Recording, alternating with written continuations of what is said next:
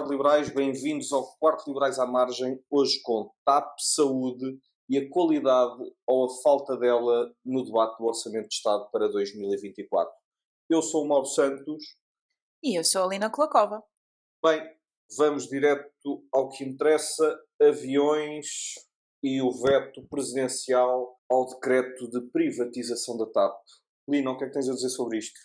Bem, o Presidente pediu mais esclarecimentos e, pelos vistos, teve que o fazer de forma pública e não sei se também tentou antes disso fazer de forma privada ou não. Pelo que foi dado a perceber em algumas das notícias e interações entre a Presidência da República e o Primeiro-Ministro, houve a tentativa de pedir alguns esclarecimentos antes de vetar ou promulgar o decreto. Esclarecimentos esses que, ao que parece, não se satisfizeram ou não foram os suficientes, tendo o Presidente da República optado por vetar o decreto, com alguns avisos muito importantes, desde logo a noção da possibilidade de escrutínio futuro e de todo o processo que deve ser tão claro quanto possível para não gerar entropias. Que leitura é que fizeste do veto e das motivações do veto presidencial? Eu acho que o Marcelo está a tentar fazer de tudo para levar isso ao bom porto, mas a esta altura do campeonato não está fácil. Aqui, neste momento, temos o grande discurso do hub, se vamos manter ou não. Eu aí, relativamente ao hub, eu por acaso não tenho uma visão de grande alarmismo, porque acredito que o valor da TAP é o valor do hub. Isto depende um pouco da geografia da companhia que vier a comprar a TAP, como é óbvio, se fosse a Ibéria. Pois temos aqui a opção da Ibéria. Muito próximo. Agora, sendo uma Lufthansa ou uma KPLM, eu vejo o hub como parte do preço da TAP, não é? Como parte do filé mignon, pela facilidade de ligação ao mercado sul e norte-americano. Mas, de qualquer das formas, é importante e interessante olhar para o veto do Presidente da República, porque se foca e se centra muito num conjunto de riscos políticos e de escrutínio das decisões tomadas. E o PS há largo tempo que nos habitua a modelos de opacidade que em nada elevam a coisa pública. Mas tendo em conta aqui o discurso do António Costa, que pelos vistos muda a cada dia que passa, e ele diz-se e contradiz-se constantemente, o que é que achas que afinal deveríamos estar a fazer agora? Ou seja, é bom nós estarmos agora a forçar a privatização de uma forma tão rápida, porque o PS continua a dizer que está a dar lucros extraordinários e que é um excelente negócio. Bem, desde logo os lucros da TAP são aqui algo falaciosos, porque estão assentes num corte de massa salarial que vai ser refletido em alguns despedimentos que, ao que parece, foram considerados ilegais e aqui num diferimento fiscal em que houve uma alteração legal que acabou por beneficiar também a TAP, apesar de não só, como é óbvio. Por isso são aqui um enquadramento um bocadinho casuístico que leva ao lucro. Agora, sem dúvida alguma que eu sou da opinião, como já era há 2 anos, não é? E nisto acho que a iniciativa liberal tem sido coerente e tem sido um pouco o adulto na sala ou quem veio a ter razão mais tarde, quando estava sozinho com uma opinião. A TAP é para privatizar.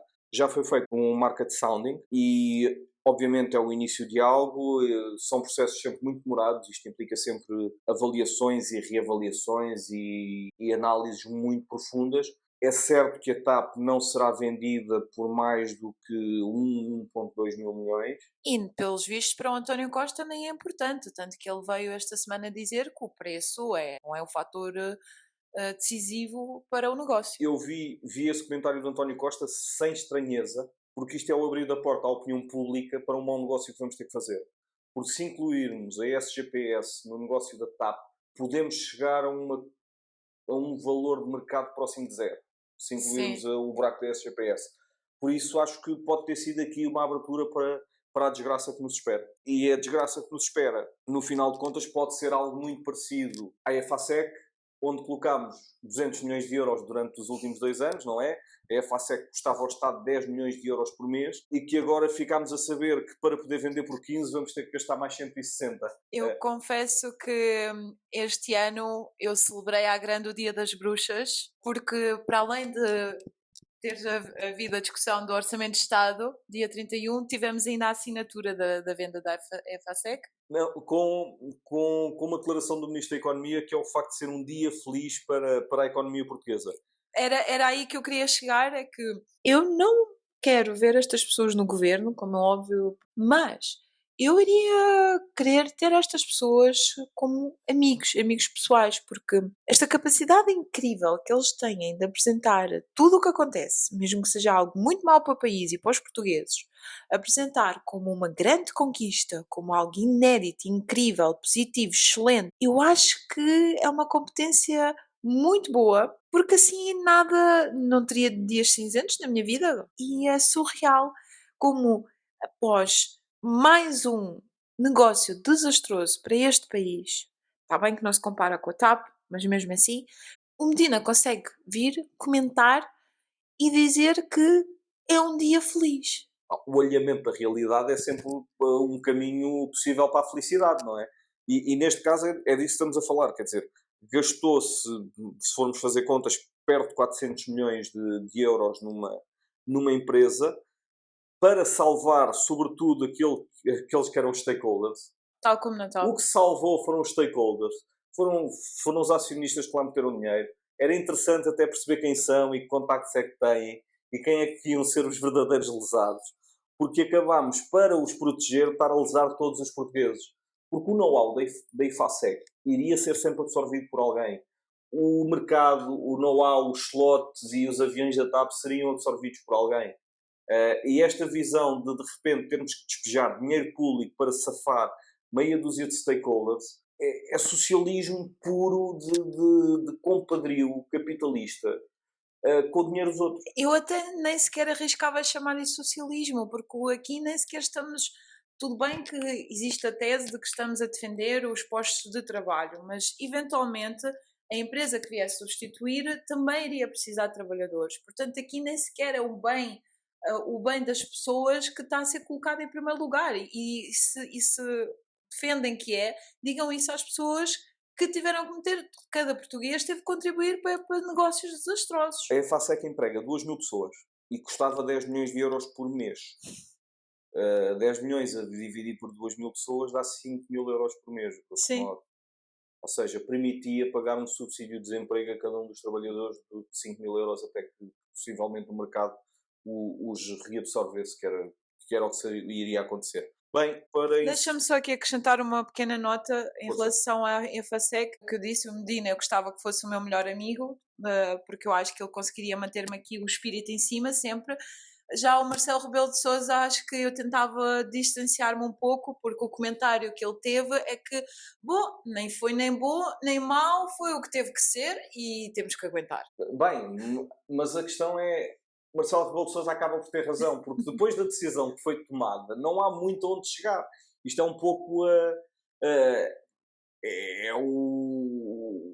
o remediar o irremediável, não é? É aceitar como cumprido um mau projeto. Depois de vendas erróneas e em que o preço não interessa, chegamos a um encerramento provavelmente sem sentido ou mal feito. Encerramento do CEF, um encerramento mal feito ou pelo menos acelerado. A Agência para a Migração, é assim que se vai chamar, ainda sem Asilo e Migração. Ainda sem estatutos, que não sabe como vai funcionar. Os funcionários do CEF que foram repartidos entre organismos. Tudo uma grande confusão, ao que parece com bastante trabalho não feito e bastante por resolver. Eu acho que ainda vamos sentir durante algum tempo o legado do Cabrita nas nossas vidas. Para quem não sabe, a decisão o ponto final na história da reestruturação do CEF deu-se depois do acontecimento trágico da morte de um ucraniano chamado Igor Gomenyuk. E neste momento andávamos aqui há 2 anos a tentar perceber como é que iria funcionar o novo CEF, sendo que a 22 de outubro de 2021 foi aprovado o plano para o novo CEF, depois adiou-se 2 vezes e finalmente no domingo à meia-noite extinguiu-se o CEF oficialmente. Sendo que tudo o que era a responsabilidade do CEF foi repartida por 7 organismos. Temos aqui a PJ, a GNR, a PSP, o IRN. A minha pergunta é, as pessoas, os imigrantes que estão em Portugal, têm noção onde é que eles têm que se dirigir e o que é que têm que fazer para regularizar a sua situação, para renovar o título de residência, casos de alterações de morada? Eu posso dizer que é uma semana depois da extinção do CEF, o site do CEF ainda funciona, é possível fazer login, continua a não ser possível fazer marcações, mas já não era há 2 anos pelo menos, que aquilo era um 31, era preciso ligar mais de 900 vezes por dia para conseguir falar com alguém. E a minha dúvida é, nós estamos com este plano de reestruturação e as pessoas sabem o que devem fazer, sabem onde é que se devem dirigir, qual é o plano que existe também para começar a implementar essa reestruturação? Pelo que me apercebi, grande parte burocrática vai passar para o IRN. Sim. O IRN que já está completamente atolado, até por aquelas medidas em que se deixou de poder fazer o registro das crianças nos hospitais, passou a fazer no IRN. A minha filha, que nasceu há 2 anos e meio, já foi um filme para conseguir fazer o seu registro. E por isso não se augura nada de bom, sobretudo quando o CEF deixou uma herança de 600 mil processos por resolver. Que eles querem resolver até março. Que eu não percebo como é que irá ser possível, mas é este otimismo irresponsável que tem alimentado o país durante 8 anos. É a ideia de que se eu fingir que fiz alguma coisa, parece que alguma coisa foi feita. E esta noção para além de totalmente errónea, tem-nos conduzido a problemas sucessivos. Quer dizer, o CEF precisava de uma reforma séria já há mais tempo. Motivado por uma desgraça, que é o que é, e por um ato criminoso, resolve-se a extinção do CEF sem pensar na estrutura do CEF. Sim, começaram a resolver ao contrário. Exatamente. Vamos extinguir o CEF e agora o que é que vamos encaixar aqui no meio? E não se augura nada de bom. Os profissionais do CEF, como é óbvio, na sua maioria, têm aqui uma experiência e um know-how acumulado, porque muitas vezes estamos a falar de imigrantes e de pessoas requerentes de asilo que nos chegam em grandes dificuldades, que precisam talvez de outro cuidado na maneira como os recebemos, e a partir deste momento vão para uma fila do Instituto de Registro e Notariado. Os que sabem, porque eu volto a dizer, indo ao site do CEF continua a funcionar, fazendo login na área pessoal, não há informação nenhuma de que, entretanto, a responsabilidade e a tutela passou para outro órgão. Deixamos aqui pelo menos a réplica aos responsáveis que atualizem o site. Sabemos que só foi decidido à meia-noite, mas isso também é coisa que à meia-noite e meia dava para estar pronto, não é? Bem, passando aqui da nossa agenda semanal, vamos entrar nas nossas rúbricas e vamos para o Isto é uma Vergonha. Uma palavra, vergonha! O Isto é uma Vergonha desta semana para mim, e eu não posso deixar de falar nisso, é a situação de saúde. Neste momento, aqui na Península de Setúbal, nós temos um grave problema, mas é transversal a todo o país. E eu confesso que eu fico chocada quando eu hoje na televisão, nas notícias, vejo um programa ou uma peça semelhante ao Boletim Meteorológico, mas com as urgências fechadas, em que vamos de distrito a distrito mencionar onde é que há alguma coisa aberta. Nós temos aqui hospitais que funcionam uma semana sim, uma semana não. O Garcia da Horta fecha aos fins de semana. Portanto, se é uma grávida que está à espera de um bebê, eu não sei o que é que deve fazer. Vá para o distrito. E este registro noticioso tem outro ponto interessantíssimo, que é... Eu ontem vi uma peça também no telejornal da SIC, que me chocou particularmente porque estávamos a falar de uma pessoa com doença oncológica e que estava a passar um mau bocado, com muitas dores, e que foi para o Hospital Garcia de Horta, onde não foi recebido nas urgências, onde de seguida foi mandado para o Hospital São José, onde não foi recebido nas urgências e acabou a ser atendido no Hospital Santa Maria. Isto promove aqui uma questão que durante a peça conseguiram falar com o senhor, e o senhor disse: eu já saí de casa porque não aguentava mais. Ou seja, as pessoas já evitam ir ao médico ou deslocar-se a um hospital pela dimensão destas notícias de colapso total. Sim. E eu tenho bastante receio que em casos de forro cardíaco, etc., possamos estar a condenar vidas por todo este caos. E outro ponto é que temos uma regressão brutal na qualidade dos serviços. O Hospital de Garcia de Horta está com as urgências obstétricas abertas, mas não consegue garantir a administração de epidural por poder ou não haver anestesiologia. Pá, eu não aquilo que sinto, porque estamos perante uma regressão civilizacional nos Sim, cuidados de saúde. e aliado a isso temos a completa degradação das unidades de cuidados de saúde primários, os centros de saúde não conseguem dar resposta, pessoas sem médicos de família, portanto, já para não falar da questão da infraestrutura, próprios centros de saúde sem condições nenhumas, com infiltrações, com tetos a cair, sem condições nem para os utentes, nem para os profissionais que lá trabalham. Eu gostava só de deixar um repto que se compare o orçamento com que Paulo Macedo geriu a saúde durante o período da Troika, não havia dinheiro para nada no país, e que se compara agora com os atuais orçamentos.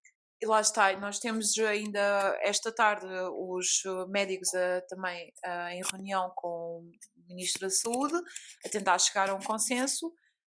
E aqui também temos o Isto é uma vergonha dentro do outro Isto é uma vergonha, que é o além das 150 horas extraordinárias, dar ao cautelar logo à cabeça 150 horas extraordinárias e depois ainda exigir mais do que isso ao médico, isso claramente demonstra uma falta de gestão inteligente, ainda para mais quando estamos a falar com o dobro do orçamento comparado com os anos anteriores. Eu queria aqui, no meu Isto é uma vergonha, falar da qualidade do debate durante o debate do Orçamento de Estado. Para mim, que cheguei à política há não muito tempo e que a vejo como uma forma elevada de promover melhorias na sociedade, custa muito ver intervenções de um primeiro-ministro que desconsidera 280 mil eleitores. Custa muito ver intervenções com linguagem como gamar, como taxar os preservativos. Acho que há um decréscimo de desrespeito pelo espaço da Assembleia da República que me é particularmente desagradável e que não traz valor e não promove melhoria nenhuma na vida de alguém. Isto serve apenas duas pessoas, serve um PS ou duas instituições, serve um PS que se usa do Chega como sem nós só têm estes, e serve um Chega que quer criar no espaço e na opinião pública uma opinião negativa da política porque se alimenta dela. E é neste momento isso que se está a transformar na Assembleia da República, um espaço de promoção apenas de duas visões, uma sem qualidade, a outra sem futuro, e é isto que a Assembleia da República foi transformada. Custa neste momento ver o que é a qualidade de debate na Assembleia da República. Sem dúvida, lá está, ambos estão a ter sucesso nisso, em causar desinteresse no público, e eu acho que daqui não vamos conseguir criar uma boa impressão da política e aquilo que a política deve ser, que é precisamente garantir que nós funcionamos em democracia, que garantimos o bem da sociedade e que funcionamos numa sociedade de acordo com leis e regras comuns.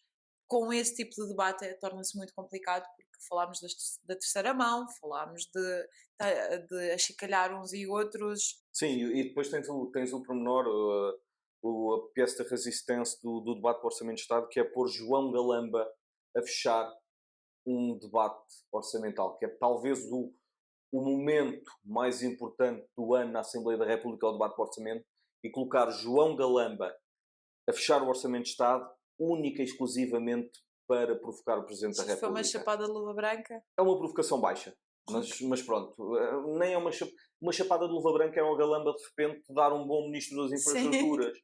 Mas como não é possível, ficamos só pela provocação baixa. É o que é. No seguimento do debate do Orçamento de Estado, vamos abrir o nosso Vamos lá ver. Vamos lá ver. E vamos falar do Orçamento de Estado. Continuemos com o Orçamento de Estado. Lina, afinal, a carga fiscal sobe ou não? Eu acho que nós temos que fechar este tópico de uma vez por todas. O Orçamento do Estado, apesar de prever a descida do IRS para os primeiros 5 escalões, garante que todos os portugueses vão pagar mais imposto. E esta retórica falsa de tentar promover que o Partido Socialista e o Governo está a tentar zelar pelo bem dos portugueses é falsa.